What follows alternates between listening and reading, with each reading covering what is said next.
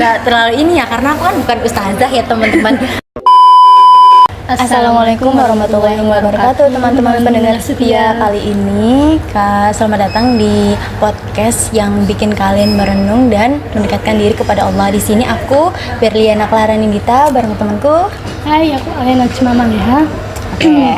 Di sini kita akan membahas tentang makna sholat bagi kaum muslimin.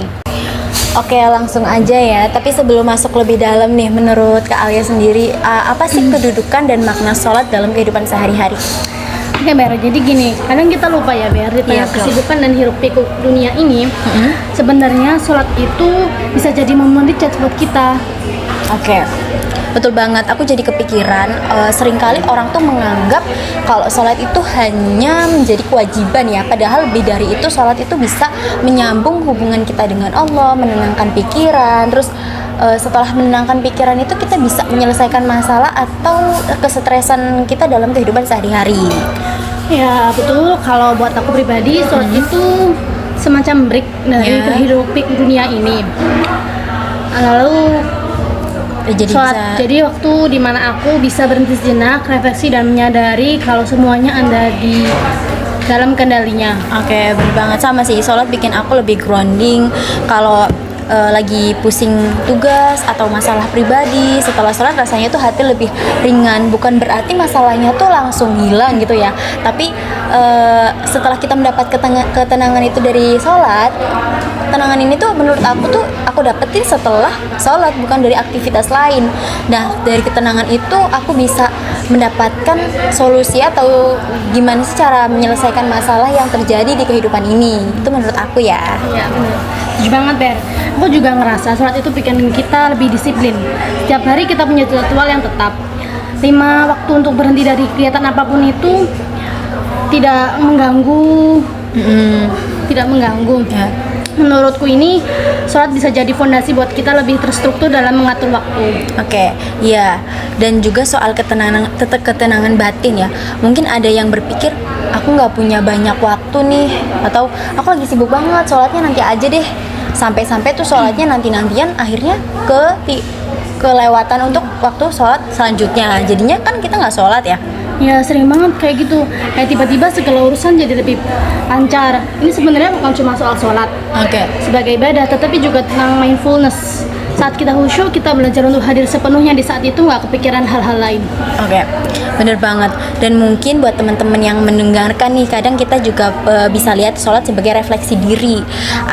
Apa yang kita pikirkan saat sholat, terus gimana hubungan kita dengan Allah, gimana kita memperlakukan diri sendiri dan orang lain. Itu kadang tercermin dari gimana kita melaksanakan sholat itu. Ya, tepat sekali. Selain itu, buatku sholat juga ajang untuk evaluasi diri. Setiap kali sujud, rasanya seperti mengakui semua kelemahan kita sebagai manusia.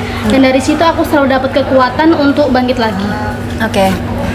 Ya, jangan lupa juga ada unsur kebersamaan dalam sholat, yaitu apa? Sholat berjamaah. Ngerasa nggak sih saat kita lagi sholat di berjamaah ada rasa kebersamaan dan persaudaraan yang kuat. Itu juga memperkuat rasa solidaritas kita di masyarakat. Ya setuju, sholat berjamaah walau cuma satu orang bisa nambah kekuatan.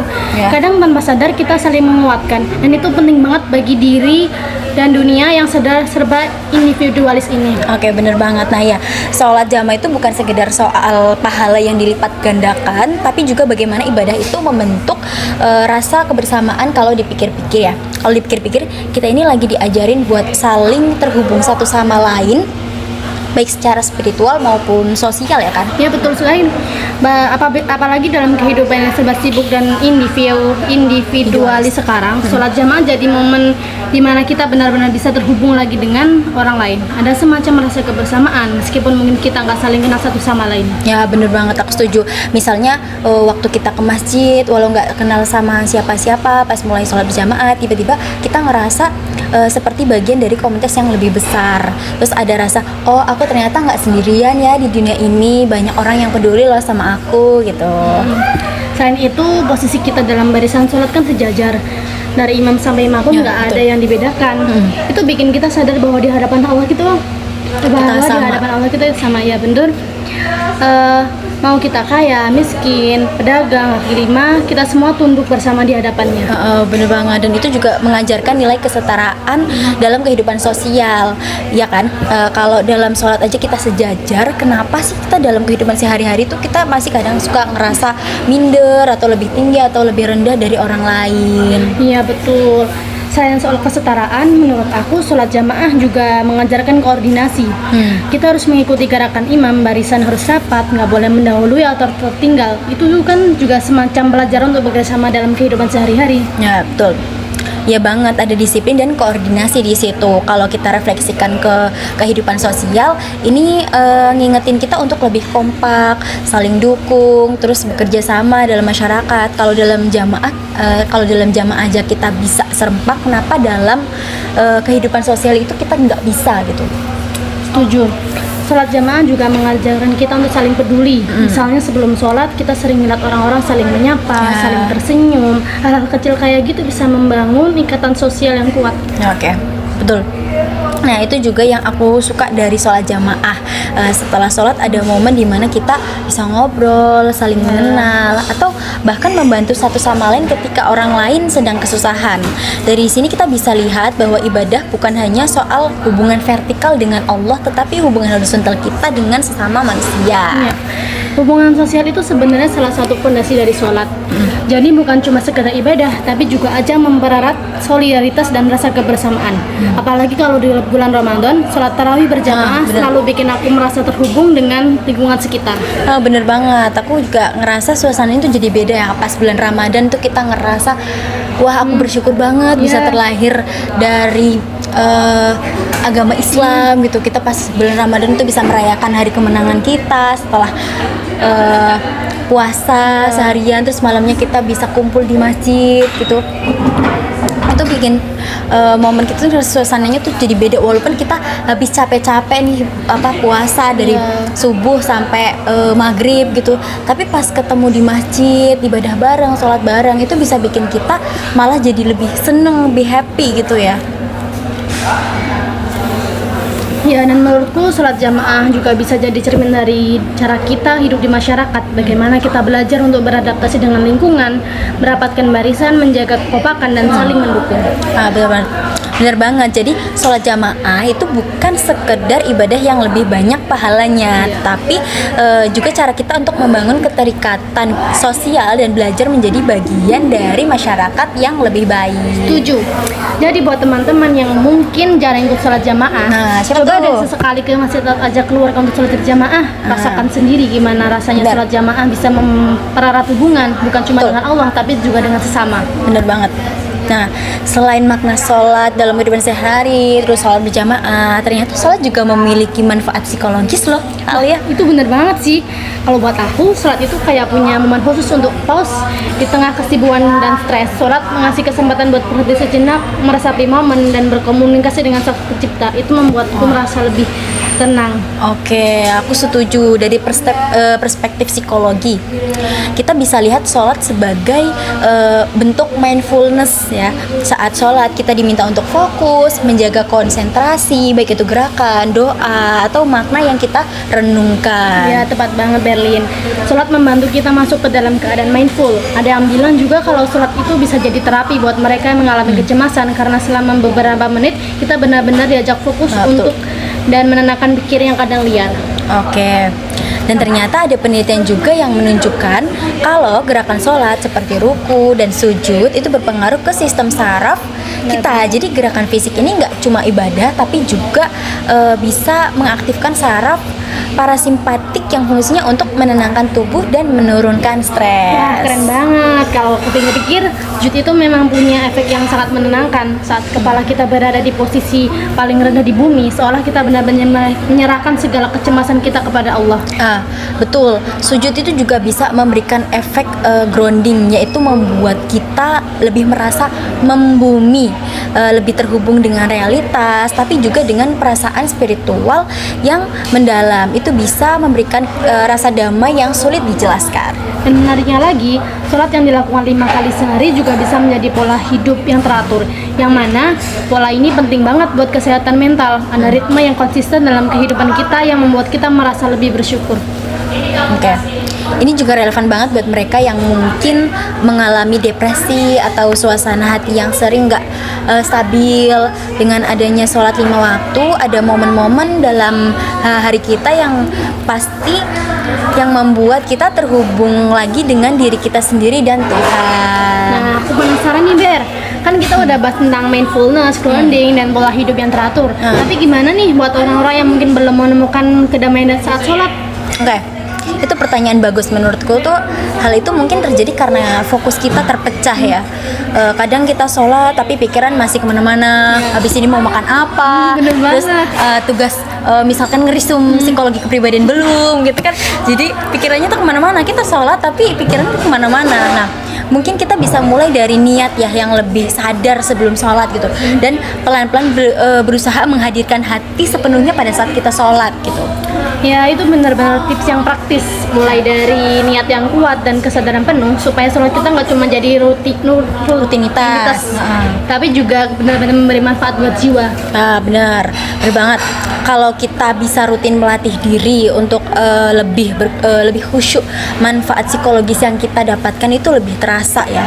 Dan pastinya ya, ibadah kita pun jadi lebih bermakna. Ya, aku jadi kepikiran sama tantangan yang sering kita hadapi dalam melaksanakan sholat. Wah, pasti banyak banget ya yang relate nih. Ya bener banget Alia, terkadang kita semua kan punya fase dimana sholat terasa berat atau masalah sering keteteran waktunya gitu. Tantangannya itu macam-macam, mulai dari males, lupa, atau bahkan gangguan fokus saat sholat. Aku sendiri juga sering ngalamin kayak gitu. Nah, itu dia. Banyak orang merasa mereka sendirian dalam menghadapi kesulitan ini, padahal hampir semua dari kita pernah ada di titik itu. Gimana sih Berlin, tantangan terberat yang pernah kamu hadapi soal sholat? Oke, kalau aku jujur tantangan terbesarnya itu konsistensi ya. Jadi kadang kalau kita lagi sibuk banget, sholat jadi semacam rutinitas tanpa rasa. Jadi selesai sholat ya udah langsung melakukan aktivitas yang lainnya. Jadi sholat itu cuma kayak numpang doang gitu. Padahal itu kan sholat, jadi manfaat sholat itu jadi nggak kerasa karena kita buru-buru untuk melaksanakan kegiatan yang lainnya. Wah, aku juga relate banget sama itu.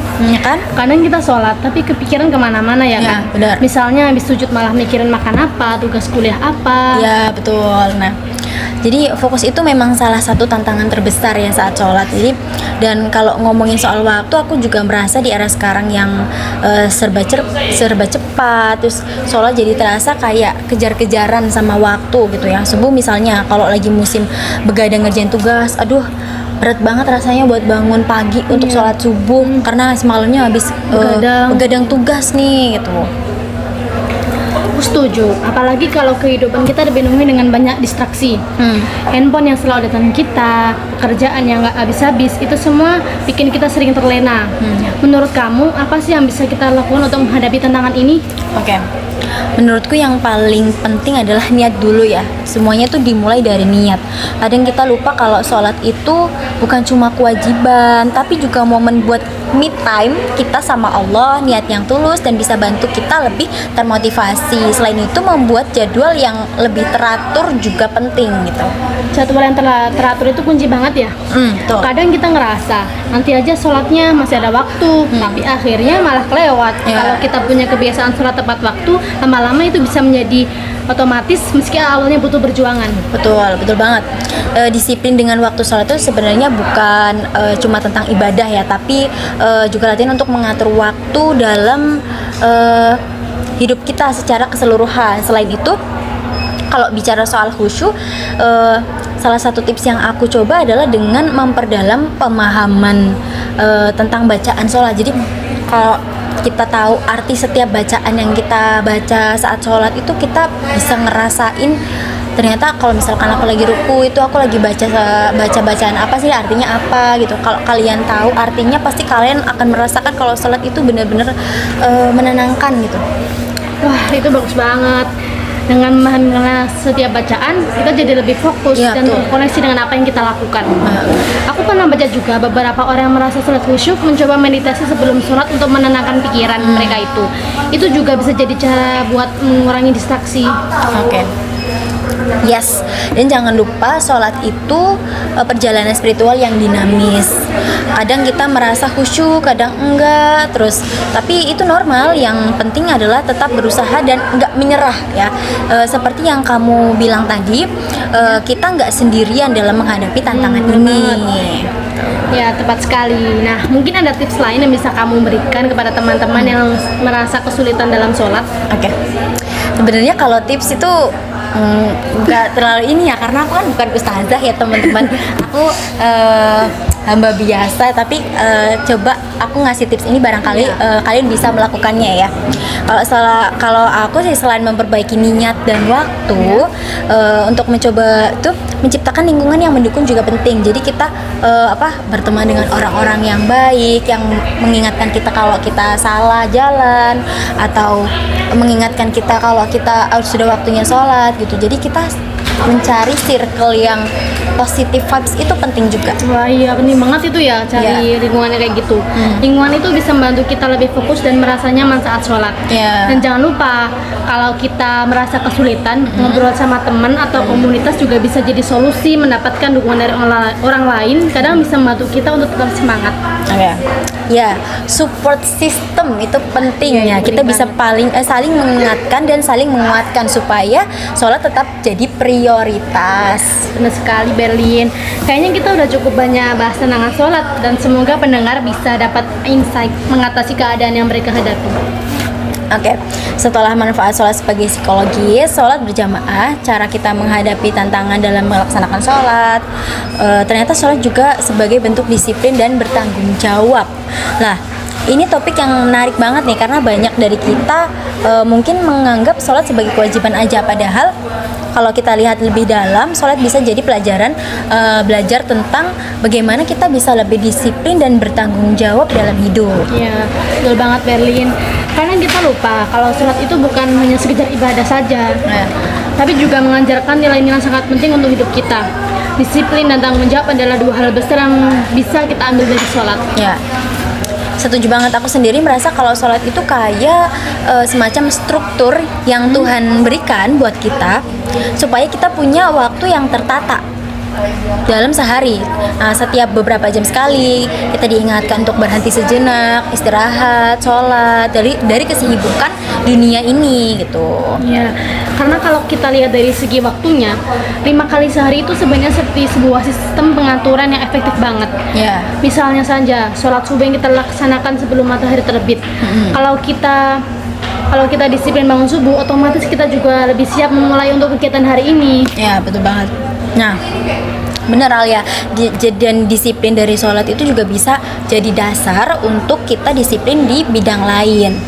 Kalau kita terbiasa mengutamakan sholat tepat waktu, rasanya kebiasaan itu akan menular ke lingkungan sekitar. Ya, bagaimana kita mengatur jadwal sehari-hari, kayak waktunya sholat, berarti aku harus menyelesaikan tugas ini dulu biar aku bisa sholat tepat waktu. Jadi lebih struktur gitu ya? Ya, jangan menunda-nunda nanti, akhirnya kan semua tugasnya jadi keteteran atau jadi nggak terstruktur. Kadang mau ngerjain ini dulu, tapi karena kita nantian jadinya jadi banyak tugas yang belum terselesaikan gitu. Tepat banget. Disiplin itu memang melatih kita untuk fokus dan menghargai waktu. Jadi bukan cuma soal menjalankan ibadah, tapi lebih dari itu, sholat bisa juga membantu kita untuk menjadi orang yang lebih struktur dalam hidup. Aku sendiri ngerasa kalau aku udah bisa konsisten dengan waktu sholat, urusan lain jadi lebih teratur juga. Oke, nggak kerasa nih kita udah ngobrolin lebih dari 15 menit ya. Kira-kira menurut kita itu makna sholat dalam kehidupan sehari-hari itu, yang pertama itu bisa menenangkan pikiran kita, bisa lebih fresh hadapi hiruk pikuk dunia. Terus kemudian ada manfaat dari psikologis. Kemudian yang ketiga, manfaat sholat berjamaah, kita jadi bisa bersosialisasi, bisa mengenal kalau di dunia itu kita nggak sendirian. Kemudian ada tentang kedisiplinan, jadi kita bisa lebih mengatur waktu lebih efisien gitu. Mungkin sekian ya podcast hari ini. Semoga bisa bermanfaat untuk teman-teman yang mendengarkan. Kurangnya lebihnya mohon maaf. Wassalamualaikum warahmatullahi wabarakatuh.